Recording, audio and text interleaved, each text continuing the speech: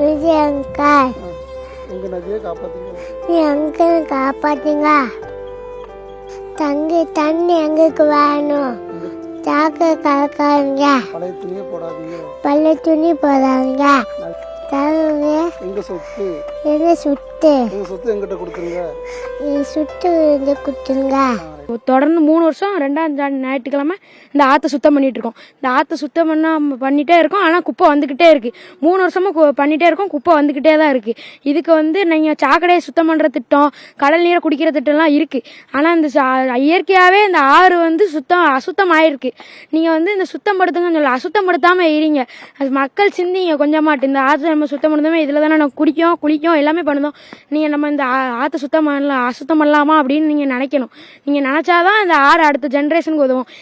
இவங்க எல்லாம் ஜென்ரேஷன்லாம் முடிஞ்சு போச்சு. எங்களுக்கு அடுத்த ஜென்ரேஷன் எங்களுக்கு குடிக்க வேணும். எங்களுக்கும் குடிக்க வேணும். நாங்கள்லாம் சின்ன பிள்ளைங்களாக தான் இருக்கோம். அடுத்து எங்களுக்கு பிள்ளை பிறந்து அதுக்கு நாங்கள் தண்ணி குடிக்க இந்த ஆறு வேணாமா நீங்கள் துட்டு கொடுத்து வாங்குறோம்.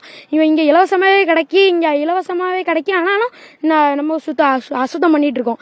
இங்கே கர்நாடகாலாம் போய் நம்ம தண்ணியே கிடைக்கலன்னு சொல்லிட்டு காவேரி கிடைக்க மாட்டேங்குன்னு சொல்லிட்டு கையேந்து நிற்கும். இங்கே இலவசமாக தண்ணி இருக்குது. ஆனாலும் நம்ம அசுத்தம் பண்ணிட்டு இருக்கோம்.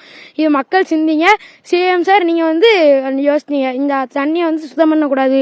சுத்தம் பண்ணால் கடும் நடவடிக்கை எடுக்கணும். இதுக்கு அசுத்தம் பண்ணால் நீங்கள் கடும் நடவடிக்கை பண்ணணும். இதை தான் நாங்கள் கேட்டுக்கொள்வோம் சின்ன பிள்ளைங்க. விஜய் மாமாவுக்கு நான் ஒரு கோரிக்கை விடுறேன். இந்த விஜய் மாமா இப்போது எனக்கு ஒரு செயல் பண்ணணும். விஜய் மாமா எங்களுக்கு என்ன பண்ணணும்னா, இந்த ஆற்றை மீட்டு கொடுக்கணும். இந்த ஆறு ரொம்ப இதாக இருக்குது. எங்கள் தாத்தாலாம் சொல்லியிருக்காங்க, முந்தி எவ்வளோ அழகாக இருக்கும் அப்படிங்கிறத சொல்லியிருக்காங்க. தண்ணி கோதி குடிக்கலாம் அப்படின்னு கூட சொல்லியிருக்காங்க.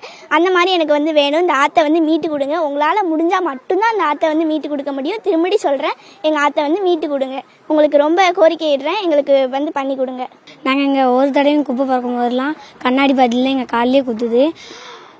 இந்த விஜய் மாமா நீங்கள் மது கடையை மூடாமல் போங்க. ஆனால் எல்லோரும் குடிச்சிட்டு இங்கே பாட்டில் போட்டு போகிறாங்க, உடச்சிட்டு போகிறாங்க. அதனால் அதுக்கு கொஞ்சம் தயவு செஞ்சு உதவி பண்ணுங்க. விஜய் மாமா கோரிக்கை வைக்கணும். இந்த